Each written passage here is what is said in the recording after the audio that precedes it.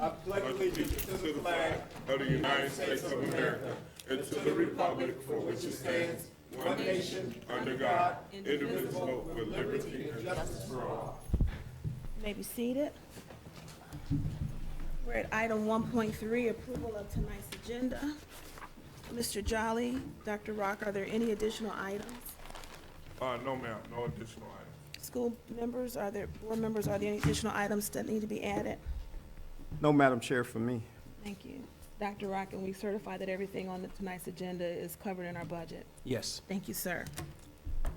If I can have a motion on the floor to approve item 1.3, the agenda for May 15th. Madam Chair, I'd like to make a motion to approve the agenda for May 15th, 2019, regular board meeting. I'll second. Thank you. It's been moved and approved, and seconded. May I have the roll call for the vote? Mrs. Elba? Yes. Mrs. Moomin? Yes. Mr. Freeman? Yes. Ms. Mitchell? Yes, vote carries 4-0. We're on item 1.4, the approval of the minutes for the board meetings listed on our agenda, May 6th, March 6th, our work session meeting, March 8th through 9th, our board retreat, March 20th, our regular meeting, April 3rd, our work session, April 6th, an emergency meeting, and April 17th, our regular meeting, all in the year of 2019. May I have a motion on the floor? Madam Chair, I'd like to make a motion to approve the minutes for the following meetings.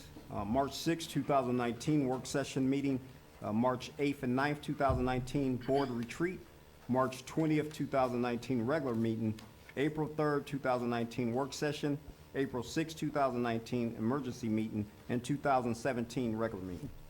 It's been moved and may I have a second, please? I'll second. It's been moved and properly seconded. Board, is there any discussion about the meeting minutes that were listed? If none, Dr. Rock, can you please call the vote? Mrs. Moomin? Yes. Mrs. Elba? No. Mr. Freeman? Yes. Ms. Mitchell? Yes, motion passes 3-1. We're at the point in time in our agenda where we ask our public who has completed public participation cards if they would come to the podium when called by Dr. Rock. Come on up, Mr. Vaughn. Thanks for that. First off, I want to say thank you for a good school year that's over with, so we appreciate that. Before I get started, you know I'm real competitive, so if it's about 1 point or about 50 points, second place is that's the first place loser. That's our motto, that's our expectation, is to win at all costs. And this year we lost, so I got to give my shout out to Kiba Thompson in that kindergarten, that first grade team, for them scores on iReady and Map. They whipped us by like 50 points. Like they put some work in. So great job to Ms. Thompson and her staff. So we gotta sharpen our saw, because I like being at the top. But moving forward, I wanted to take this time out for supplemental involvement and just say thank you. We had a really big event at our school roughly 3 weeks ago as it pertained to our math night father-daughter dance. And we understand that all work and no play makes Jack what? A dull boy. So sometimes Jack has to play when he works. So we had a tremendous turnout for our event, be it the math night and the father-daughter dance. So I want to give a shout out to Ms. Arnice Bassit, who's over Title I, and also Ms. Tiffany Timmons and her staff for putting that project on. So great job to them as well. There is a check that was given to us by the Sisters of Charity. Wow. In the amount of $500. Wow. On the back end of that event to start a budget for that program.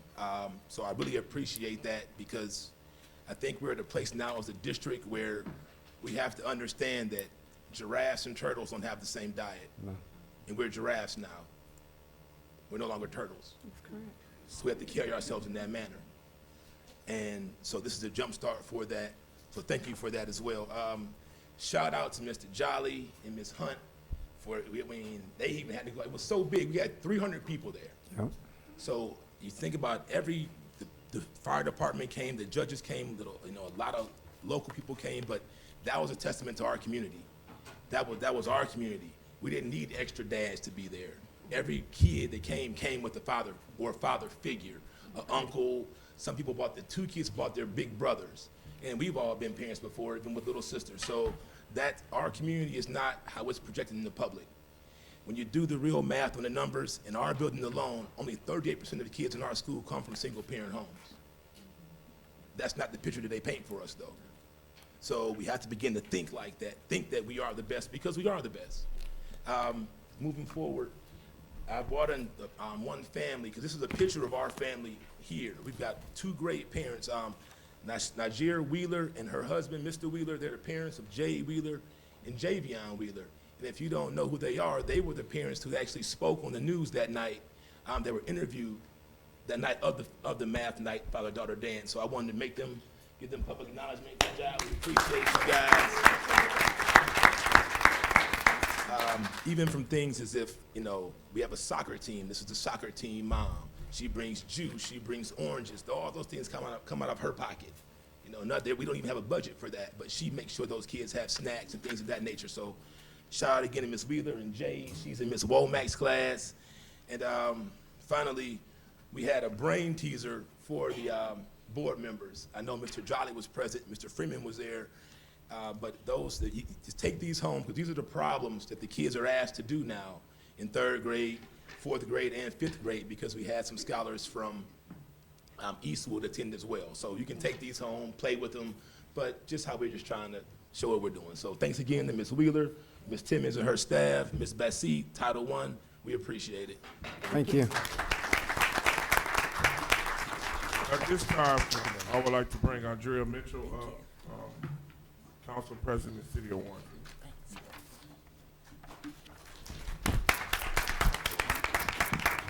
Good evening, everyone. Good evening. I had spoken with Superintendent Jolly, and I wanted to come to the meeting to provide a resolution from Warrensville Heights City Council, and this is in recognition of Tiffany Timmons and the Warrensville Heights City Schools. Ms. Timmons. Tiffany.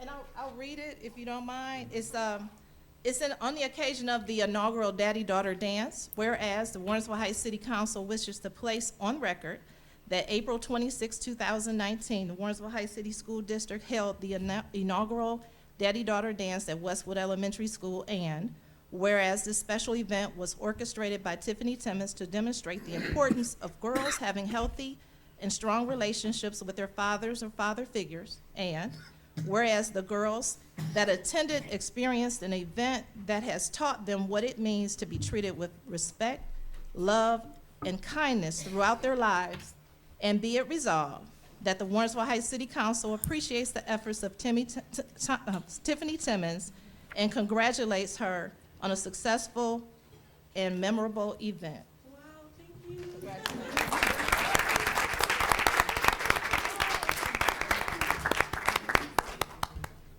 Ms. Timmons, would you like to say anything, or are you okay? Yes, first of all, I would like to say thank you to everybody for having me, for doing this. That's beautiful. I wasn't expecting that. I would like to say thank you to Mr. Vaughn and Mrs. Straw for so much help, and Team Westwood. This was a joint effort, and I couldn't have done it without you all. I would like to recognize you as well, Mr. Jolly, for attending, and I thank you for all of your help, and Mr. Freeman, and thank you to the whole board for having me as well. Mr. Freeman, you came as a volunteer for an escort, and I appreciate that. And I thank everybody. Thank you, Ms. Vaughn. Thank you.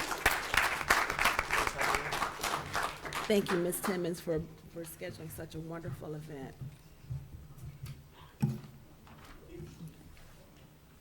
At this point, we're going to move on to 1.6, recognition of our Tiger Way Award, Ms. Kenya Hunt.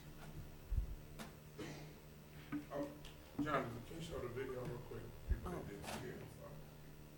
Oh, this is for the father-daughter dance. It's on Channel 5.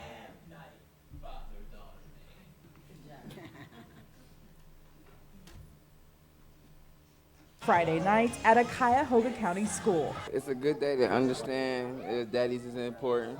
Young girls from Westwood Elementary and Warrensville Heights lighting up as they hit the dance floor with some special guys on their arms for the first ever Daddy-Daughter Dance. That's why you see so many So many of our young black men here representing for their daughters. That's what we need, so that's what we here for. For all the little girls who maybe didn't have anybody to bring to the big dance, the community stepped up in a huge way. We have the judges and the bailiffs, and we have the fire department from Warrensville and the police department from North Randall. So many community leaders volunteered to be dates for the girls so they wouldn't feel left out. They didn't have anyone to escort them here, and just because they didn't have that in their life, it's not their fault. They should not be punished or suffer for circumstances that are out of their control. And the stand-in dads, well, they didn't just keep the girls company at the tables. They were getting down on the dance floor and even in the photo booth, joining all of the other fathers and making the night a dream. No wonder so many of the little ones were beaming about these special men. He's amazing, he's great, and I love him so much. Amanda Van Allen, News 5.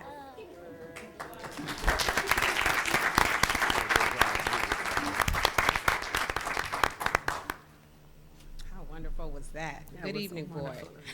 I have the pleasure of presenting our Tiger Way recipients for the fourth quarter, our classified member and our certificated member. I'll start with our member that is present today, Miss Rachel Way. You want to come on down? She was nominated by Miss Rachel Berlin, guidance counselor at the Warrensville Heights High School. Miss Ray exemplifies the power of team mindset. She does so in the benefit of students, staff, and the district. Ms. Way has created a closet for all high school students who are in need of uniforms. She is involved in community organizations that assist her in donations of clothes for our scholars. She also assists them in general clothing. The students can depend on her when they have job interviews and such where they need clothing to dress for success. Every student in the high school knows that Ms. Way is passionate about their success and assists them in dressing for it. Ms. Way is also a team player and assists all staff here in the district. Anytime a staff member needs her artistic expertise, they can be guaranteed her support. She has helped staff members beautify the building during holidays, assemblies, and events. She is the first person to join a committee to improve the climate and culture of our building. Her bulletin boards, decorations, door designs, and overall assistance in helping other staff members make the building a more comfortable environment for our scholars. Additionally, Ms. Way assists the district with her passion. Personally, I could never have pulled off our graduation ceremony without her assistance. From her stage decor, stage layout design, preparation of dress of every student, she went above and beyond to make this event possible. Her commitment to our students, school, and district is in the forefront of her efforts. She is a vital asset to this district and how it is changing and improving. Ms. Way.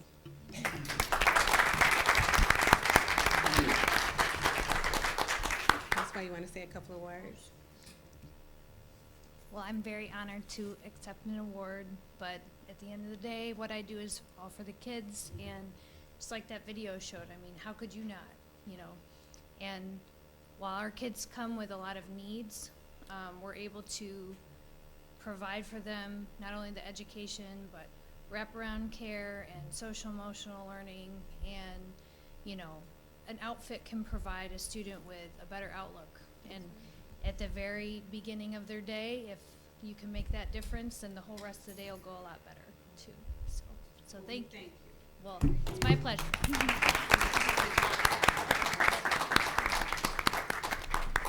So our classified member, Mr. Charlie Ellis, could not be here tonight. He is on vacation this week and is out of state.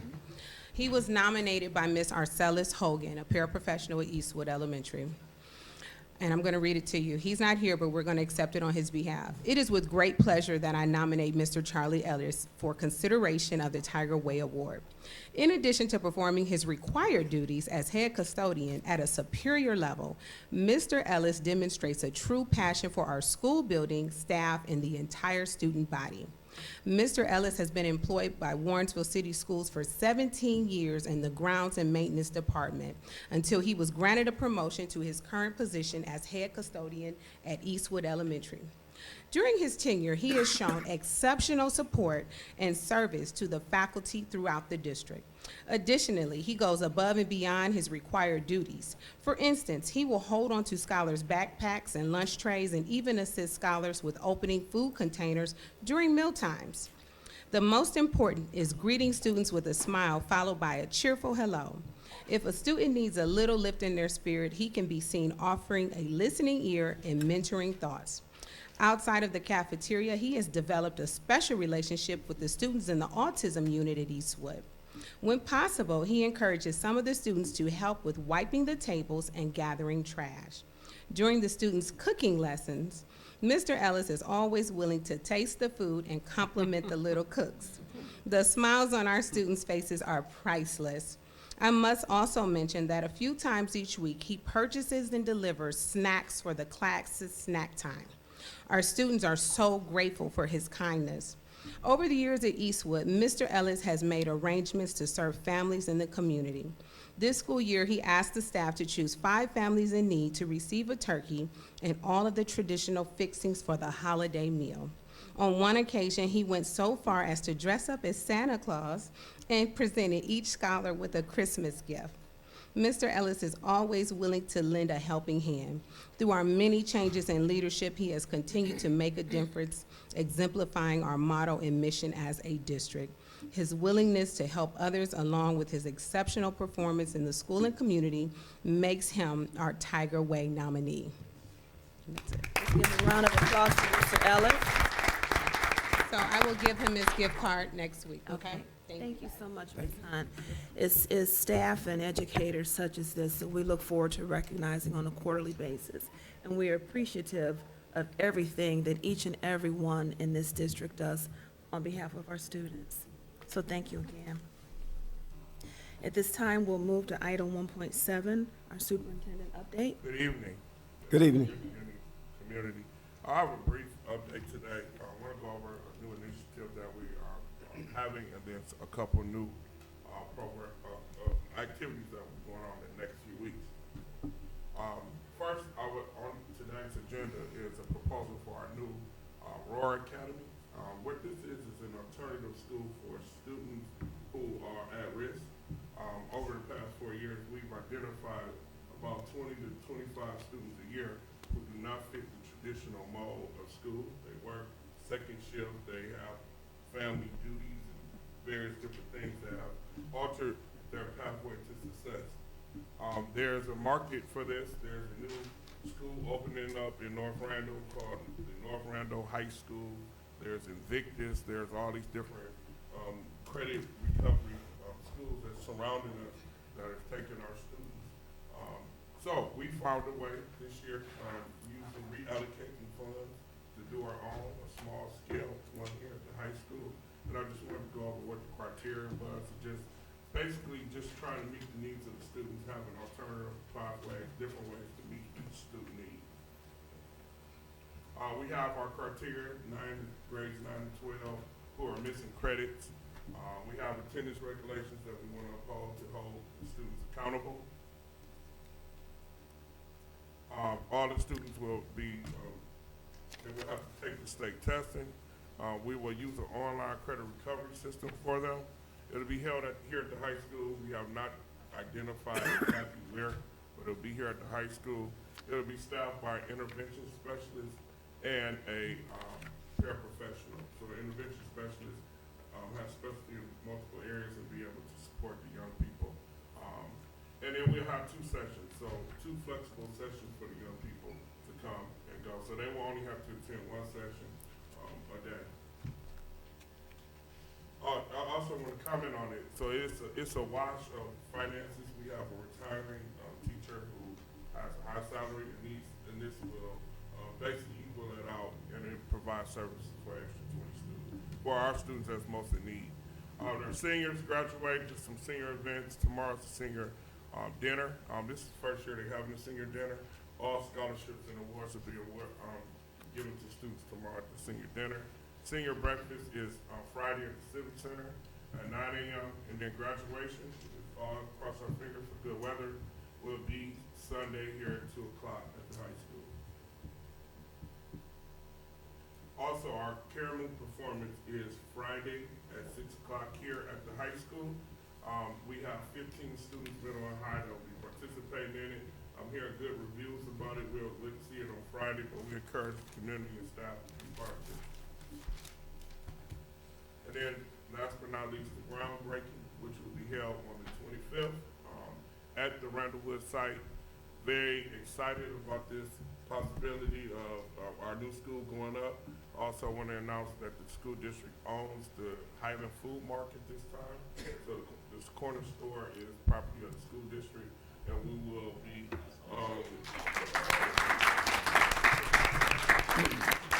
school district will be in the future coming up with some plans on what's going to happen to that property. But more likely it will be grass, and as you look down Northfield, you'll be able to see to the new school. Already traffic is lessened on that corner from, the store and the things the store brings. I know we got the store across the street, but it is helpful for our students here at the high school not to have that store in the corner. So I want to thank the board for making that investment, big investment in the future for our students and community. Next slide.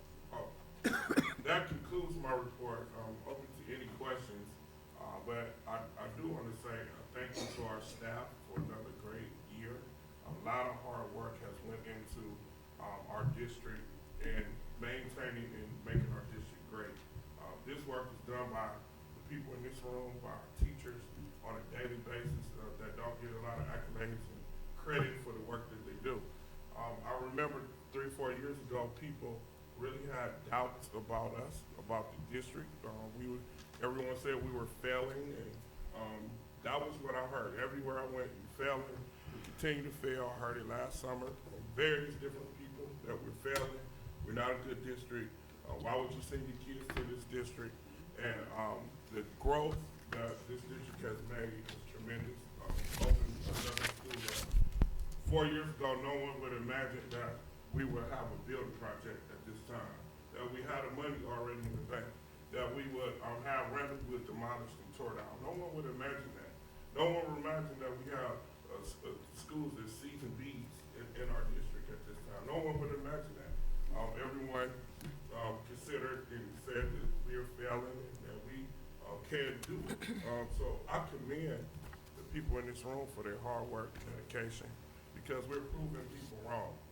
Continues, this district, this community is proving all the naysayers, and it's still naysayers, a whole lot of them don't believe we can sustain the growth. And that's our challenge every day to our staff members and our principals. How do we sustain our growth? How do we continue to grow and not go backwards? So I just wanted the public to acknowledge, because, I came here all black hair. I'm all gray. A lot of pressure, a whole lot of pressure. So a lot of pressure to make sure that every kid who lives here get a quality education, that we provide them resources and exposure so that they can go into this world and be successful. So a lot of people don't understand that it takes a lot to educate kids. It's not reading and writing, but it's daddy-daughter dances, it's Karamu House, it's partnerships with Tri-C, it's fire academies, it's expanding career tech opportunities, it's dancing classrooms. All these things contribute to educating a whole child. If you go to Southern, they have all these different programs, you go university school, all these opportunities for students. So that students who are not really engaged in school or like school come to school because they have things that they like. Somehow or another, in urban schools, they took out all the things kids like. So kids didn't like the schools, they didn't have any alternatives, no programming, no nothing to do. So they don't like school because it's nothing for them. And our challenge and charge has been to provide pathways for every single child. What you like, we're gonna have it here. And if you got it, then you continue to move forward. And if people really reflect, because go back to the 70s and 80s and 60s, all high schools had multiple pathways. If you look at all the older schools, they had everything in those schools. They were comprehensive high schools that had everything. And then in the 90s and 2000s, they took it all out and said everybody got to go to college. But then with that, then they put accountability with it, and said, okay, well, if you don't get a certain score, then we're gonna take you over, we're gonna punish you.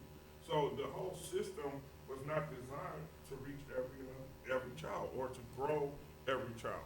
So that's what I appreciate this district, this school board, our teaching staff and staff to understand the charge that we have is bigger than, just us is here. It's real. We got a whole future that we've been responsible to provide them with a future and hope. And I think that we're doing a good job, but we have a long way to go. But I just wanted to just personally say thank you, because that's on my heart. Because every day I see the work people do, 6 in the morning, 5 in the morning, people here 9, 10 o'clock at night, and that doesn't get acknowledged. Only the negative gets acknowledged continuously. And that's what people like in Warrensville. I mean, I can say it was a large portion of people who love negativity, who love to say, that's all over Warrensville, I'm just being honest. But we have to continue. I mean, I look at we got a report today, our staff members we caught up our staff members in compensation. I mean, that was a big thing, like, we underpaid in Warrensville, OC underpaid, WEA underpaid. This board made tremendous efforts to fix that. We've tried in these 4 years to normalize relationships with our unions at the highest level. We listen to them, we meet with them. We meet with our parents continuously. We try to do what's best for our students. And that's never, you never hear that. What I hear is what we don't do. So I just want to acknowledge all the things that people do on a continuous basis. To bring back 300 kids in 3 years, to open a new school, to the community supports 77% to build a new 7-12 high school, to battle against other school districts trying to take our resources. This community is resilient, the school district is resilient, the people are resilient, and I again say thank you. Thank you, Mr. Giles.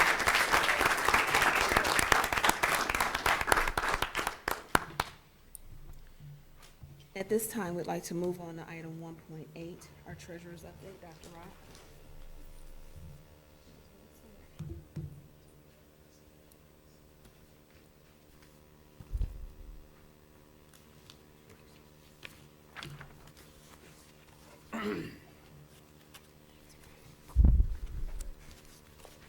Okay, tonight we have the 5-year forecast on the board agenda.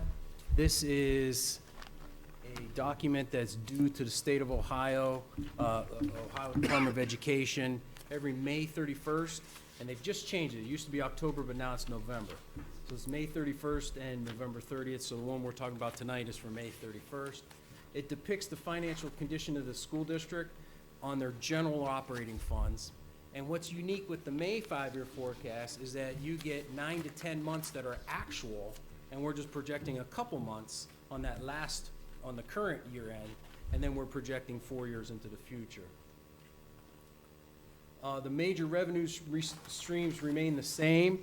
Real estate taxes account for 60% of our total revenue budget, and 31% is state funding. So you take those two, and it's 91% of our total revenue is covered by 2 revenue streams.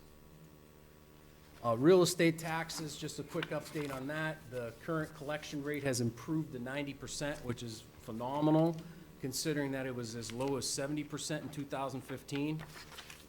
And property values have gone up 11%. That doesn't mean that your taxes have gone up 11%, but property values going up in a district, and then also with new buildings going up, that makes the economics more attractive for the community. State funding, in this 5-year forecast, I'm using the governor's proposal.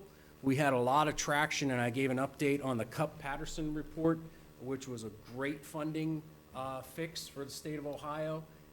All the school districts were very excited about this. It was a 15-month procedure that they were researching and put together for 15 months, and it just lost steam. It got to the point to where they said it's just going to be too expensive, so they're starting with the governor's. Actually, it's in the House right now, and the House proposal is higher than the governor's, but we really don't know what it's going to be and where it's going to end. It may even have 2 or 3 more versions. So the most conservative approach is the original governor's approach, which is still good, favorable for the district. We have an increase of $394,000 in 2020 and $473,000 in 2021. The governor's original funding model is pointing more funds to the districts that need that, the districts that have poverty problems and economically challenged.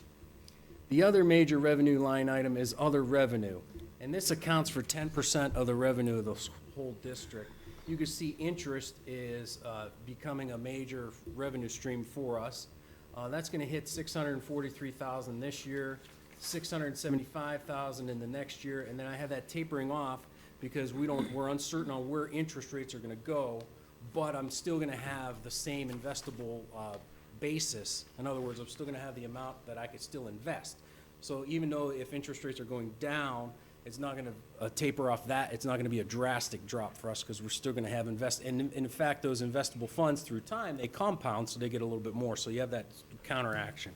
So that's where we have that set for right now. And then also our pilot payments are in there. You can see they're pretty substantial and they're steady. Warrensville Heights, you can see that those are most of the CRA investment revenue sharing agreements are expiring in 2020. So, but you collect that in 2021, so that's why that drops off. So that's a conclusion on revenue. Expenditures. Again, on expenditures, we have two major streams, payroll and benefits and purchase services. If you add those two up, it covers 94% of the district. A 63% ratio for payroll and benefits is very healthy for a school district. The state of Ohio starts to put out a warning if you're above 85%. So we're way below the normal trend there, and we're way below the benchmark, which is good. Purchase services include 59% of direct state deductions of our funding. So in that line item for purchase services, and even though it's 31% of our total budget, 60% of it is something we really don't control. It's just direct deductions from the state for community schools, open enrollment, special education, ed choice. That's why we were so excited about the Cup-Patterson funding, because that was going to eliminate the funneling of community schools going through our books. It was just, they were going to fund themselves, but hopefully there may be some traction to fix that in the future, but obviously, unfortunately, it's not happening this biennial budget. The overall increase in purchase services in fiscal year 2019 is due to increased legal services. Just as Mr. Jolly said, we're the district's fighting a case with the neighboring district. And then there's also another Board of Revisions case that we're fighting. Maintenance and repairs are up, and construction owners representation. And that's just a cost that we have during construction. I mean, it's an intangible of all the services that we get and what we're getting out of it, but that causes that to bump up because that's not a traditional expense that we have in there. In other words, if we weren't doing construction, we wouldn't have that expense. So now, it bumps up because you have it, and then it's going to go away in the future. But we need it. Line 6.01 is excess revenue over expenditures. This is where we look at, is the district living within its current resources? In other words, are current expenditures less than current revenue? Okay? Fiscal 2021 depicts a deficit spending to start at $875,000, but that will be covered by the renewal of the emergency levy, which has passed every 5 years since 1990. And when the emergency levy renews, that deficit will be covered. Same with the deficit in 2022. And then that'll funnel into 2023, and it'll help eliminate that deficit. May not eliminate it totally, but then the other thing that will be by 2023, we'll have our new buildings up, and we will enjoy the operational savings from the new buildings. None of that has been projected yet because we don't have the metrics behind it. As soon as the program design's done, where we could actually start to look at, how much are what are the metrics of utilities, staffing, and all of that. Then when we could look at that, then we could start projecting it. But at this time, the metrics aren't available, so we haven't proceeded with that in the projections. So 5 summary points of our 5-year forecast. Most important of all 5 years are funded. The school is funded for the next 5 years. Deficit spending in fiscal year 2021 and 22 will be eliminated when the renewal of the emergency levy, which has to pass no later than November of 2020. So we have time to make some decisions there. State funding is projected to increase, even though we're on the governor's original proposal. Real estate tax revenue collections have improved, and the finance of the new pre-K 5 building is forecasted in every year of the forecast, which is beyond the requirements that we are required to do with appropriations for our COPS, which is what's financing the 5-year forecast. You just have to guarantee that you allocate the money for 1 year. I'm appropriating it for all 5, and that'll help us with all the Moody's, and everybody's analyzing our information. And that leads us into the OFCC Phase 2 finance. The resolution's on the agenda tonight, and that's coming up. And I just wanted to give a snapshot of the finance preparation where we're at in the timeline. So where we're at right now is we're gonna do another preliminary offering statement. It's a huge financial statement. It says all the history of the district, all the financial information. But they're concentrating on the financial information because that's really what has changed. We've just done one of these in December of 2018. So we have all the fresh information that, the economy or the community hasn't changed, or isn't, like millions of houses being built, and we don't have anything to report, any current events. Everything that was coming up current, we've reported. So there will be, with the preliminary offering statement, the municipal advisor and bond counsel participate a lot with that. And our municipal advisor, Mike Priscilla from Cecina Associates, is here tonight if there's any questions. We will have a ratings trip, but again, it's concentrated just on finance. So it's pretty much going to be review of the finance model and the finances of the district. And we would meet with Moody's, and then we also will have a credit enhancement for our rating, just as we did in 2017 on our 2017 COPS. And that will be with Build America Mutual. And then after we have that, then we're going to wait the final approval from the OFCC, which will happen sometime in July or August. And then we could proceed with the sale of $20 million of COPS. We're going to do that first because that has a lot of interest rate risk. You want to capture the lowest rates right now where you could. And then after that, we do bonds of $39 million. Is there anything you want to add, Mike Priscilla? We are going to be able to try to get a portion of the voted issue, the $39 million in bonds, which will be the second phase of the financing for the year, enhanced by the Ohio Credit Enhancement Program. But we only qualify for a certain portion of that bond issue to be covered. That will give the transaction a programmatic rating commensurate with the state of Ohio, but that is free. So that will not have to go in as a cost as the BAM rating will. That OCEP enhancement cannot apply to COPS issues, only to voted real estate-backed issues.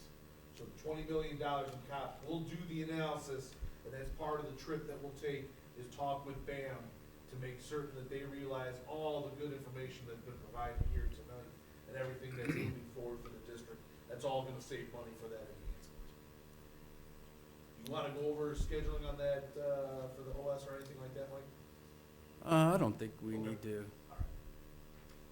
And the credit enhancement is just for a reviewer for you. We will get a rating from Moody's that was A1 last time, and then the credit enhancement will bump that rating up. It'll be specifically on the transaction. The district will retain what they call its underlying rating at A1. Frankly, overall, the district, in my opinion, is a AA qualified district based upon the metrics, but based upon your geographical location and the fact that you're gonna be borrowing an additional $60 million, they're gonna hold you from it. And you just kind of forecast that now. We will make and put our best foot forward during that presentation in New York, though, because all the information that's come out of this model here, if you can email this to me as well, please, I'm gonna incorporate some of these points in the presentation document. These are all very good points and all sort of improvement, so everything's moving as needed. That completes my section. Thank you, Unless there's Dr. some Rob. questions or anything. So, Dr. Rock, I have a couple questions. So on page 14, where you talk about the 3% that the union received, I don't see in the 5-year forecast where the 2.75 for administrators, is that not in here, or is that you're going to go back later and do that? That's already in there. Those are future projections into future years. Okay, the 2.75% that the administrators just got is, Already in our projections. Okay. Actually, it's already active because they got it this year already. right. So the reason I ask is because you talk about the 3% that the union got, but you don't talk about the 2.75 that the administrators received. So will that change the dollar figures, or is this the dollar figures with the 2.75? No, it's all included in the projections right now and going forward. Okay. Second question, and I don't know if I should wait. Are these gentlemen speaking as well, or are they just here just for a vote? They're speaking. Okay, then I'm gonna hold my question for, Oh, for when the resolution comes up? well, For the it's a construction. it's a financial question, so we can do it now or later, it doesn't matter. Well, it sounds like it's something for phase 2, so yeah, we could wait until that's on the agenda. Dr. Rock, I do have a question on your 5-year forecast for purchase services. In the years of 2020 and 2021, I'm sorry, page 16. In the year of 2020 and 2021, we will pick that deficit up for purchases? Page 16, you see 2020. No, the deficits are in line 6.0101. So if you go to the very front page, this Okay. middle line, so you can see in 2021, the deficit is 875,264. Right. And then if you go down in that same column, the new levy, the renewal of the levy will bring in $1.3 million, which will more than cover 875. And then if you go to the next column, the deficit's 3.1 million, and if you go down, 3.7 million accumulated would have come in by then. So that'll cover That's it. just for the purchase services? Oh, no, that's not for purchase. Purchase services is a separate line item of just the expenditures. Yeah, that's all I was asking. I wasn't looking, I was just I looking. thought you were asking about the deficit. No, I Yeah, was, so purchase services, they'll eventually go down because we're gonna have That's what I legal fees will end, owner's rep will end as the construction's done. Is that what yeah, you're looking at? yeah, that's the what I was dip? looking for. Got it. Yeah, yeah. Sorry. That's all right, you got there, thank you.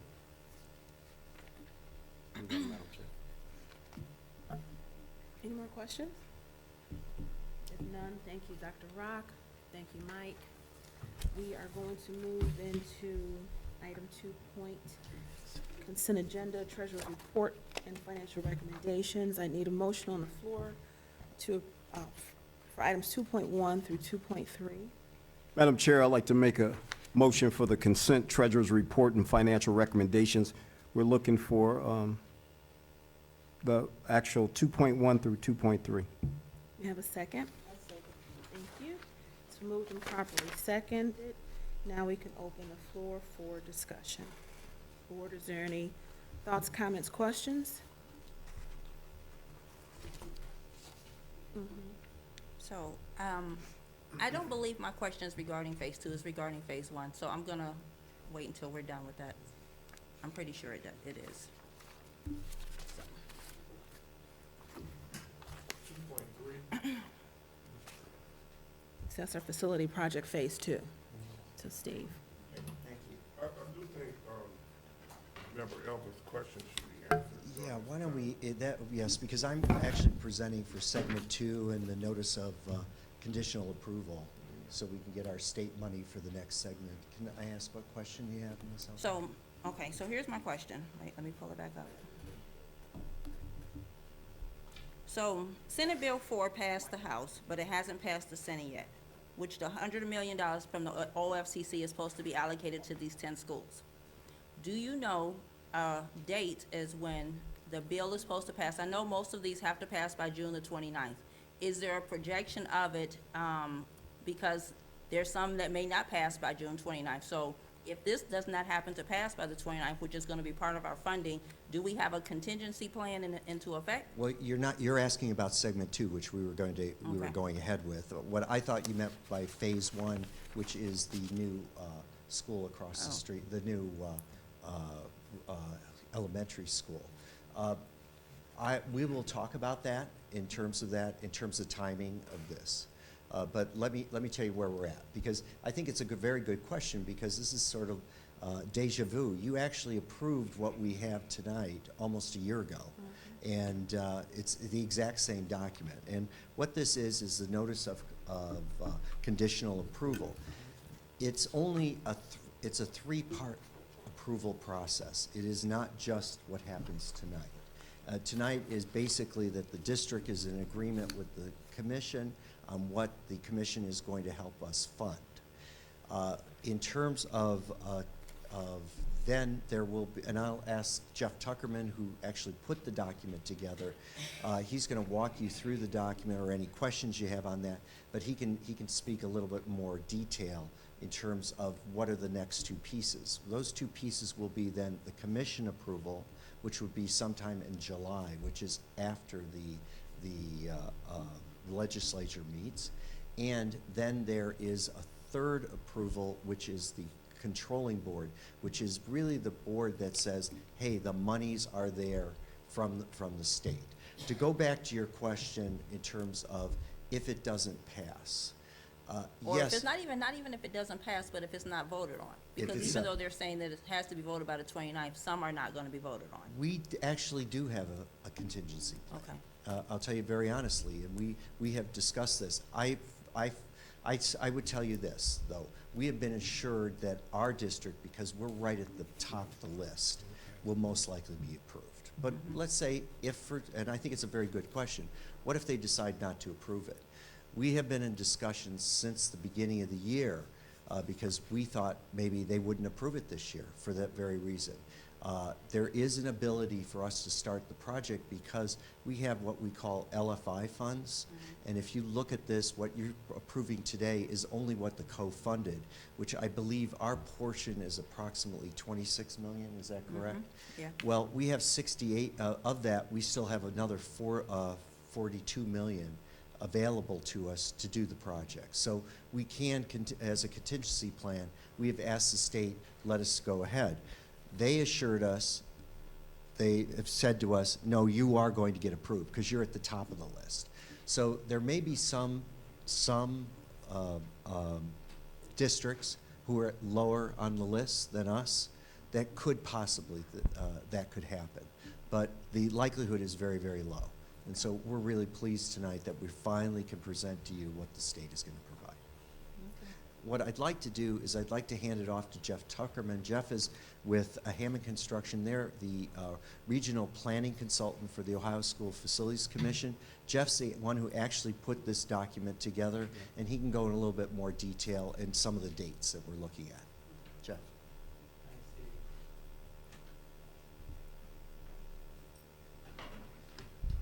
It's good to see everybody again. Welcome back. Thank you. Well, the resolution that the board has in front of them today is, as Steve mentioned, it's a three-step process. And if we go back to May of last year, that was the first step.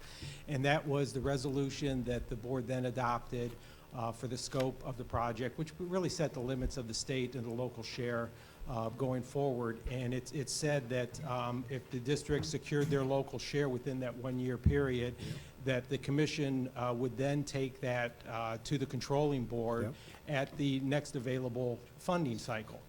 And since you passed in November, you all know very well, you've been intimately involved with it, that the state has some challenges with respect to funding. And it's the appropriations that they've been receiving, my understanding is they've been on par. They have not been cut whatsoever.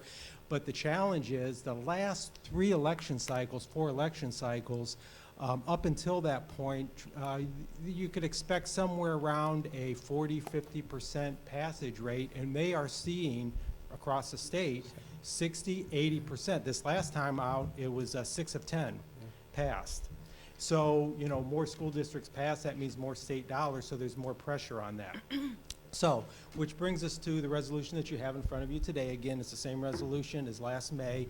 That process is going to be for the board to act on it. It will go down to Columbus and be placed on the July commission meeting for their official action. It's called Notice of Conditional Approval. Then it will be taken to the August 5th Controlling Board, which is a release of funds, and that authorizes the OFCC to start depositing money on a quarterly basis into Mr. Rock's 010 account that he will set up if he hasn't already set that up. So that'll be a process that they'll do a schedule, and on a quarterly basis, they will send the state dollars, to pay those obligations as you go through the design and construction of this process. And, to your question, I know that there's been some, some concerns with that funding. There was that $100 million that was supplemented to the OFCC that's going to allow school districts such as yourself, because you aren't the only school district that is in that situation where you've been fortunate enough to secure your local share and then waiting to go forward. With the OFCC staff saying that, let's load this thing up, let's take it to the commission and the controlling board, I think they have a high degree of confidence that there's not going to be any hiccups going into the August 5th controlling board release date. So we're kind of at the end of the beginning,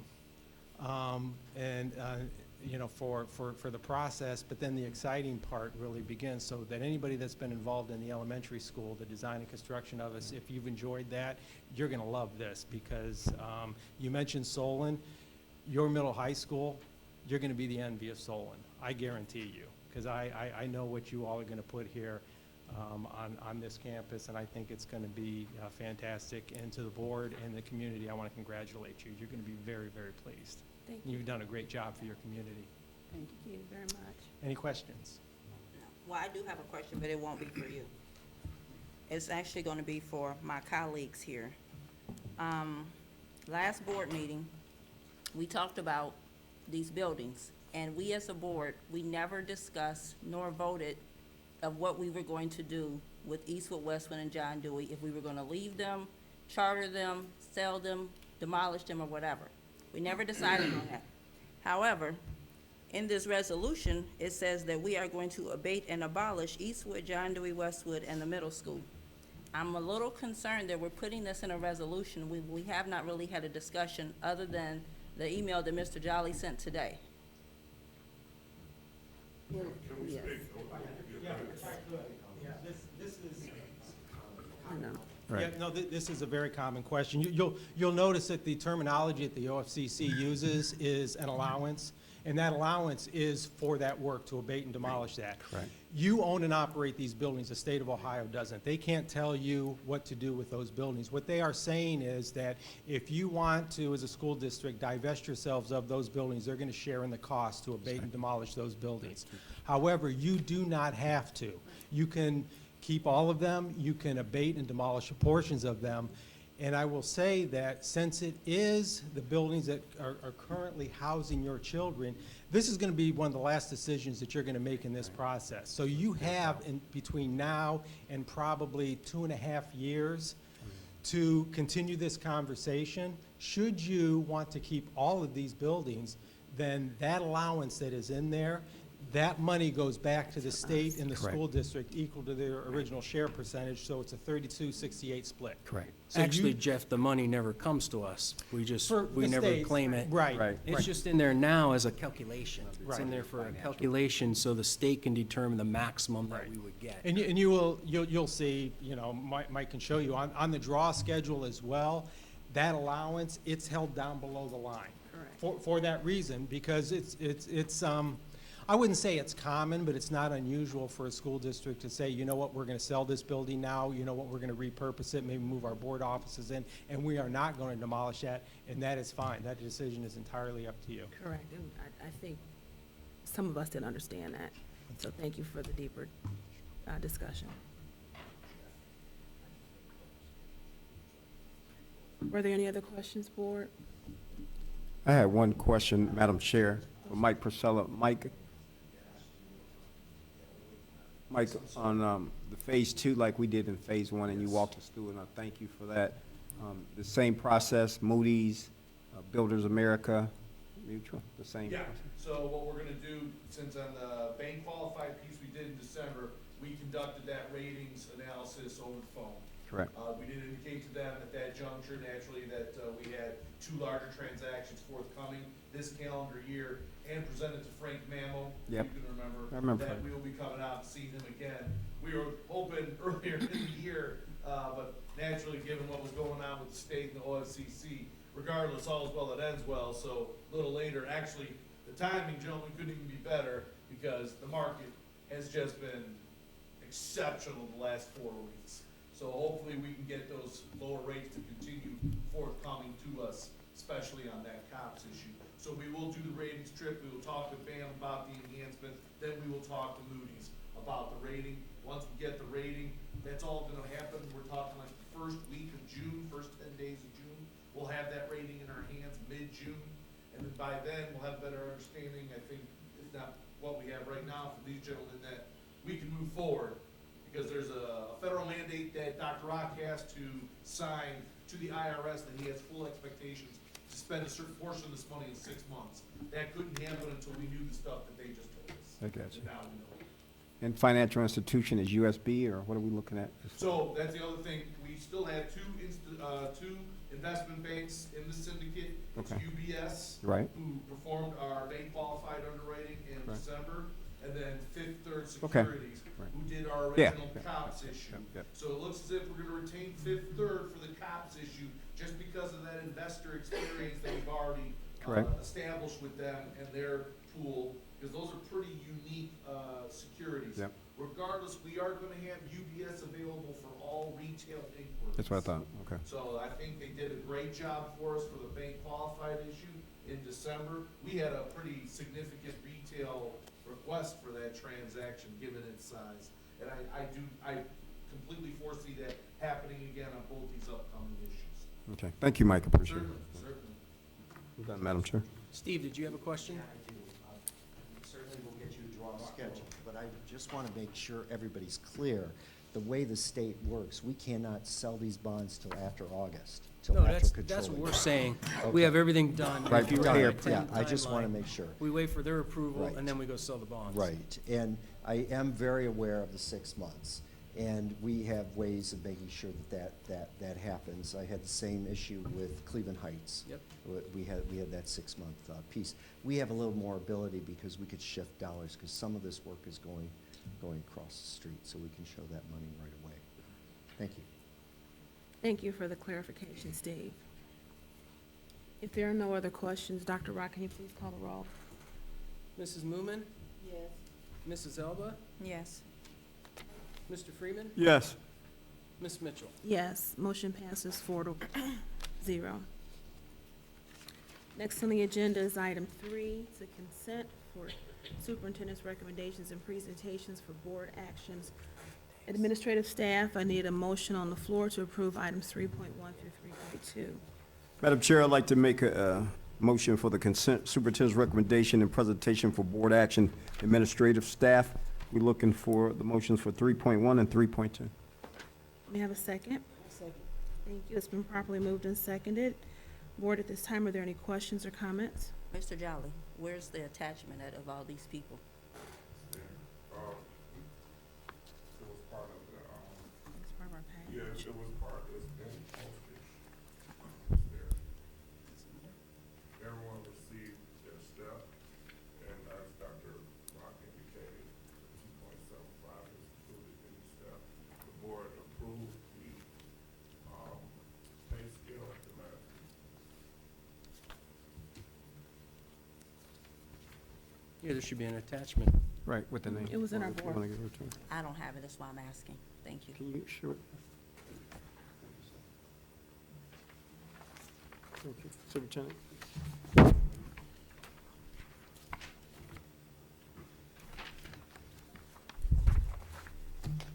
Appreciate it.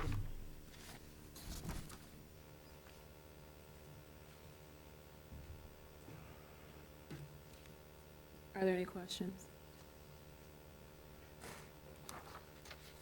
Oh, no, I just needed a copy. I Dr. didn't Rock, know can you what I'm call the voting roll, on. please? Mrs. Elba? Yes.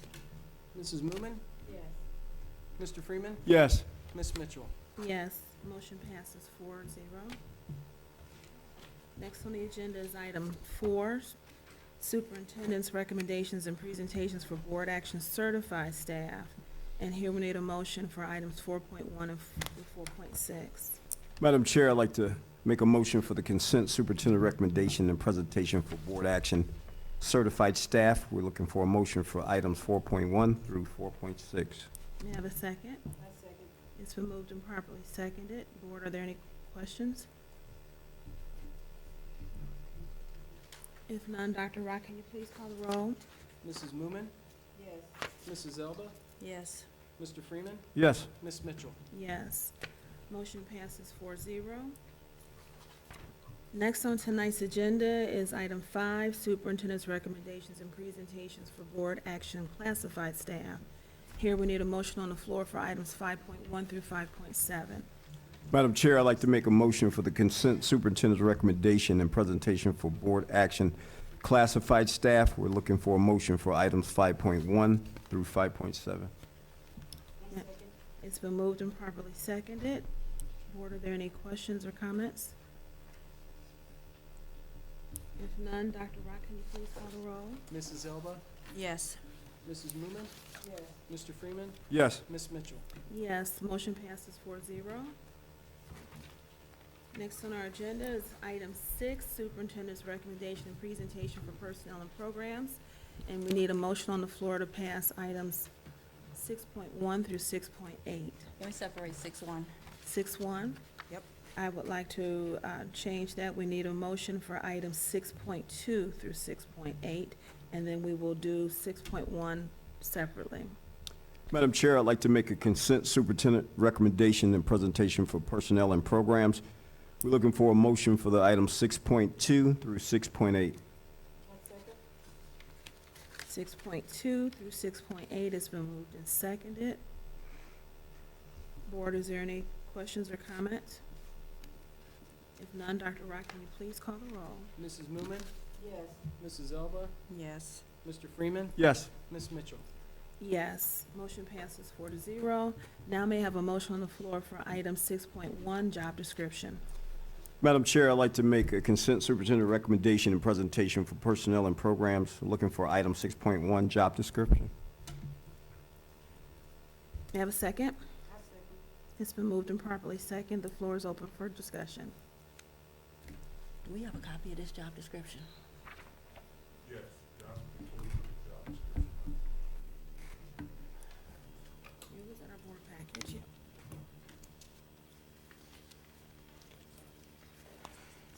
Can you scroll down, Jonathan?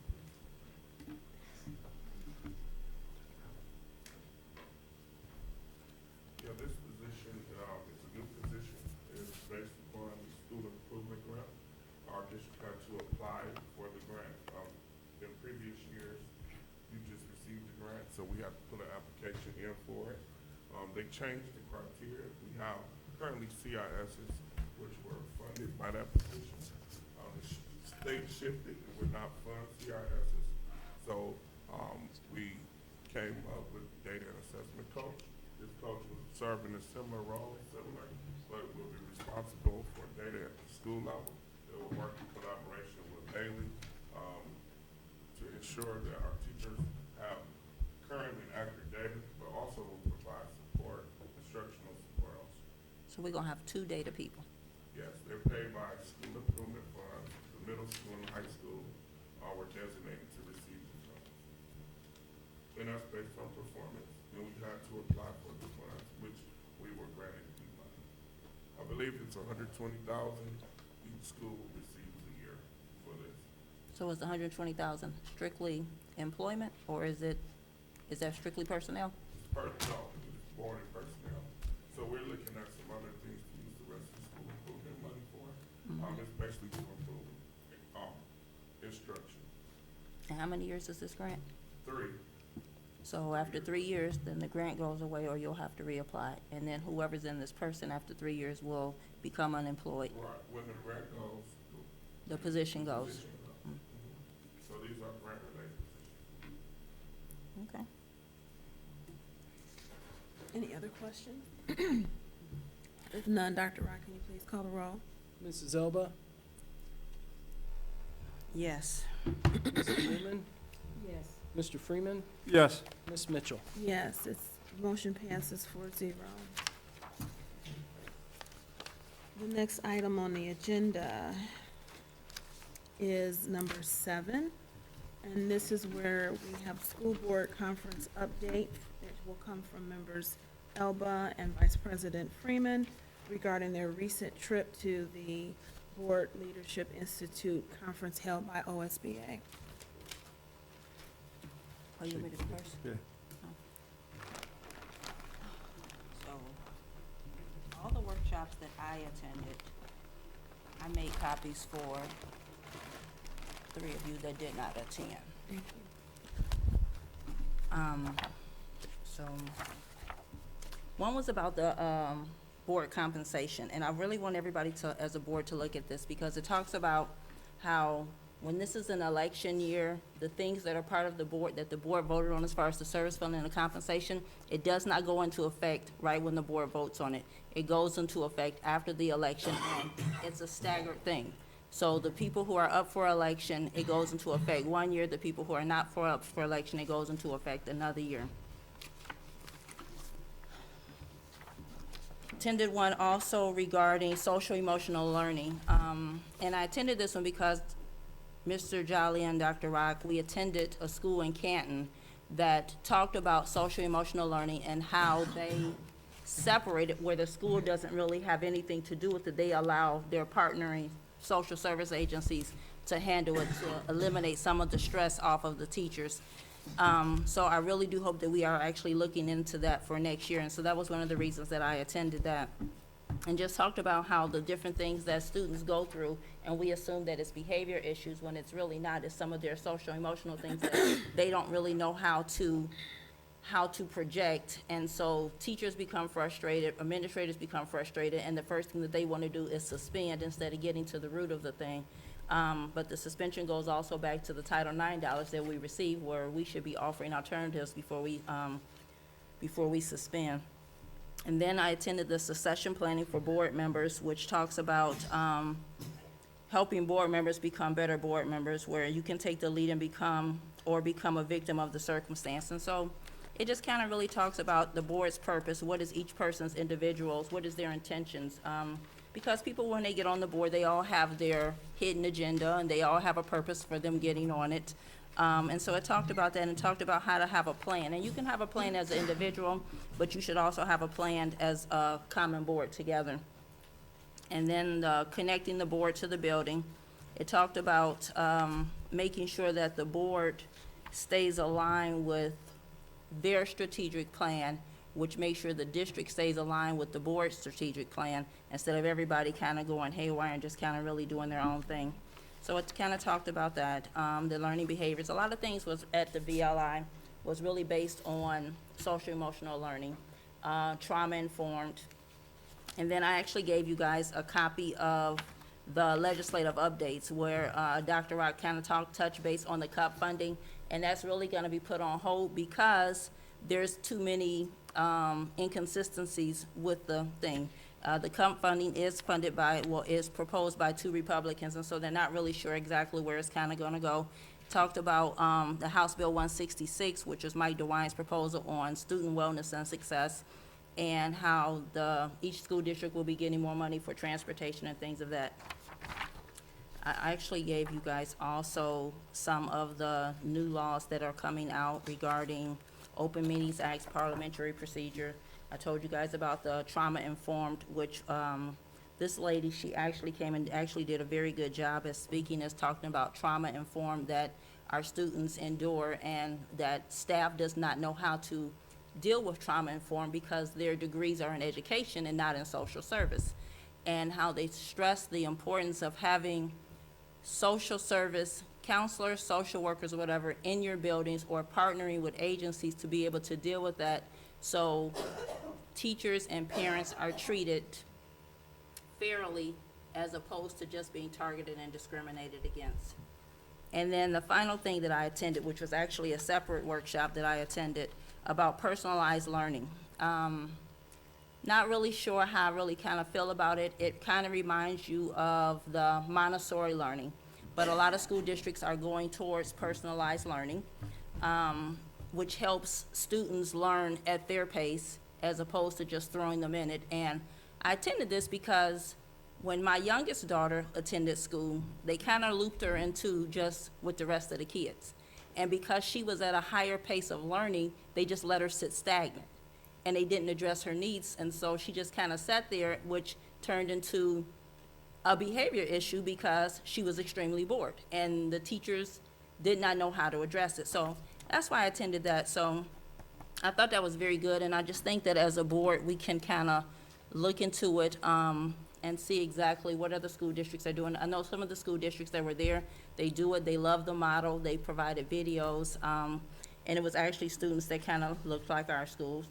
Then it talked about, I gave you guys also hot topics on law, the different law topics that are coming down for school districts that will go into effect this upcoming school year and how it will affect us in our finances.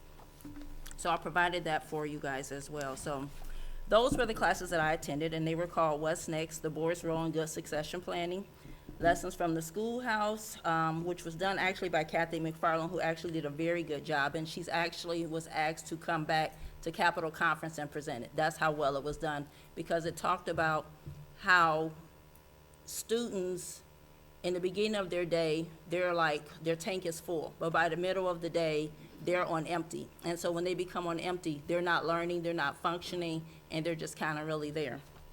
So she talked about how to keep them rejuvenated, because as adults, your tank gets low after lunch and things of that nature. So they talked about how to keep everybody's tank rejuvenated so you can continue to educate as you move forward.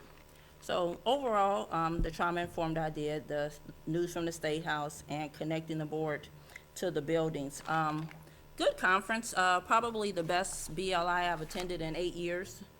So it was interesting. So that is all I have to say. Well, I just wanted to acknowledge Those Ms. are Elba yours. for her efforts in lobbying for House Bill 70. Yesterday, the Ohio State Board of Education unanimously passed a resolution opposing House Bill 70. So that's a major accomplishment for all the lobbying. Remember, Elba did take special interest in lobbying, so I just want to publicly acknowledge her efforts in getting this law. It's really people paying attention to the law now. I also like to thank the board, because last year, people didn't think our lobbying would do anything. So I think us joining the group last year, Mid-South Urban, going down all main last year, the continuous pressure has resulted in the actual State Board of Education opposing the law.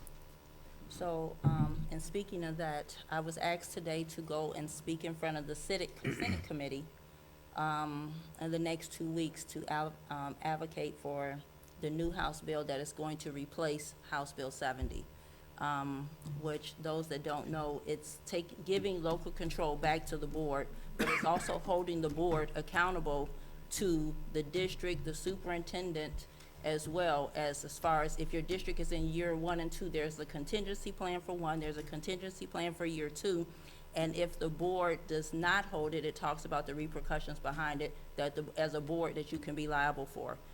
Because what they were finding is that boards keep superintendents in a position whether they're doing well or not, just because they like the person, not so much as about the doing the job, which at the end of the day, it affects the students. So that's what we are doing as far as the Senate. Thank you for that update. Also, I did attend the Ohio School Board Association BLI Board Leadership Institute. It was a great actual event. They had several programs, but the one programs that actually caught me was the opening session with Dr. Mike Thompson. He was having a session about training your brain for unlimited success. And it touched base on the school board members that was in the room, because many times as a school board member, you think you know it all, you think you know this, you get burnt out. But he says, as a school board member, you should always go into a school meeting, or as your position as a school board person, is what can I learn? Can I learn something different as a board member? What is the possibility of our actual school district? And you always want to say as a school board member, the what ifs. What if we do this? Superintendent Jolly, what if we do this? And we always want the best for our school district. But one thing he did indicate, and he was very, very strict on it, was the board only guides the superintendent. They don't tell the superintendent what to do. Mr. Jolly is the superintendent, and he's here, and we listen to him, but we can guide him as board members, but no one on this board should be directing the superintendent in any district of what to do, and I thought that was really good. He said many times board members, when they on the board, they can do one of three things. They can quit and leave, just leave the board. If you don't want to be there, and if it's not something you want to do, just quit and leave. Or you can quit and stay, and the quit and stay people are the know-it-alls. So I'm going to quit, but I'm already checked out, but I'm going to stay because I just want to do it. I want to have this position. Then he said, you need to leave, and then to stay and rethink. And that's what many board members around Ohio and through the nation should just stay and rethink. If you're on a board and you getting burnt out or you don't like the way it's going, rethink and make yourself a better board member. And that's what we all should do. And I thought that was good by Dr. Mike Thompson. And I did give the board some handouts. The other one I did go to, and my board member Michelle went to too, it was the lessons from the schoolhouse, and it was done by Dr. Kathy McFarland, and she's with OSBA. But it really did touch on many things that we go through as an urban district. I mean, we have children with trauma. We have children with social, emotional problems that we're trying to solve, and still the state wants to mandate this district to get a C or D on their actual grading system. So with the social, emotional learning, it was good because Dr. Kathy McFarland put her own self and her own daughter. Her daughter was trying to go to Florida. She had a soccer scholarship, and she made it come home to even in some of the actual Caucasian or white districts, they still have the same challenges we have as an urban district with our children. So it was a good presentation. Like Michelle said, it was probably one of the better board leadership institutes that I've attended. But it is good to be known at these events and not just to be like, oh, look at me, look at me. I'm not, oh, look at me. It ain't the look at me. It's the work you do, like Superintendent Jolly, Dr. Rock, and all our board members up here. And Michelle is very active in that. And that gives our district that light. And when Mr. Jolly came in 2015, that's all we wanted. We wanted to share light on being alumni, what we do, what these beautiful scholars do, and what these beautiful educators do. So it was good, Madam Chair and Barbara, but it was good to go because when people say, oh, Mr. Freeman, you're here? Why wouldn't I be here? It's like, oh, you're above us. I'm not above y'all. I'm here. But it's good to actually go to those things and represent Warrensville. And I always put my W on the chest like Superman. So, I can pull it out, but I always wear that W. So, but it was very good. So. Good. Thank you for your update. I do want to add to Mr. Freeman's thing. If you guys can actually Google Dr. Mike Thompson, I actually had a conversation with him a week ago, and he wants to be able to come to our district to highlight the district and help us with our parents to engage them more, to keep them more involved in the schools. And he does this throughout the country. He actually, at the end of the workshop, asked what district would like to be involved. And there were 40 school districts that approached him, but he only reached out to 20 of us. So we were one of the 20. He's actually meeting with the president of OSBA to decide how they want to go ahead and target this, but you guys should Google it in case we are one of the ones that are chosen. How will we find out? Will OSBA notify us, or will Dr. Thompson? He's gonna actually reach back out to me sometime in June.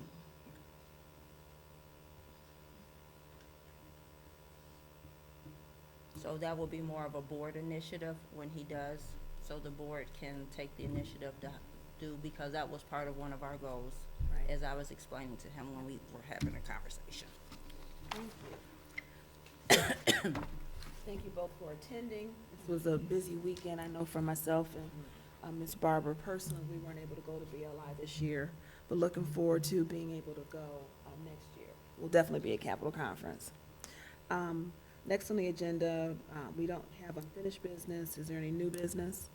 Actually, I do want to bring up some things. So I actually attended the student, where the students had to do their presentation for grades. And I had the opportunity to sit with a couple of staff while the students presented. And I just asked them regarding how it was going and how they felt about the whole thing.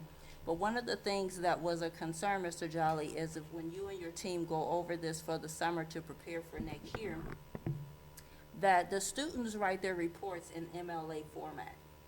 And most colleges for undergrad uses APA. And so we as a panel that sat at the table, we all discussed that with the students that, you know, it's going to be a transition and that they probably may want to consider that for the students, the seniors for next year, to write reports in APA instead of MLA. Some of the students, for the most part, most of the students thought it was a good experience for them to do the research or whatever. A lot of them felt like they enjoyed the 100-book challenge that we don't do anymore, because they felt that it helped them read better and it helped them to, when they struggled, that they had the small groups to kind of work and not feel like they're going to be targeted or picked on because there were certain words that they didn't know.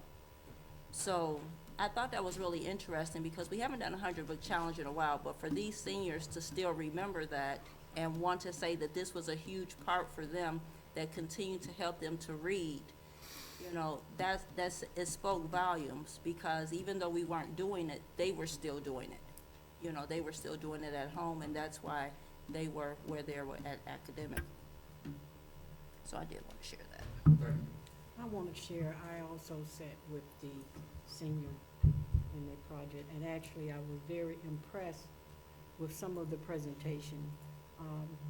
They did their homework, you know, that some of them knew exactly what their goal was, you know, and what they had to do to accomplish that goal. It was one young man that I was really taken with. He was going into the criminal justice system and how he wanted to make a difference in that system. And he had actually did a lot of homework, even went to the state to get information as the guideline to be a part of that system. I was just impressed. I think that the teachers have really done a good job with our young people. And I just want you guys to know that I was really happy just to be a part of that. And please, just keep up the good work. All you have to do is show young people that you care, and they will be on board with you. Thank you. Thank you. Mimi? Hello? Mimi, are you trying to say something? We can't hear you. Okay. If not, Dr. Rock, do we have any correspondence? No, we do not. Madam Chair, I did want, and I know everybody got the email about Ohio School Board Association of Black Caucus meeting. Yes. We're having on Saturday. Yeah.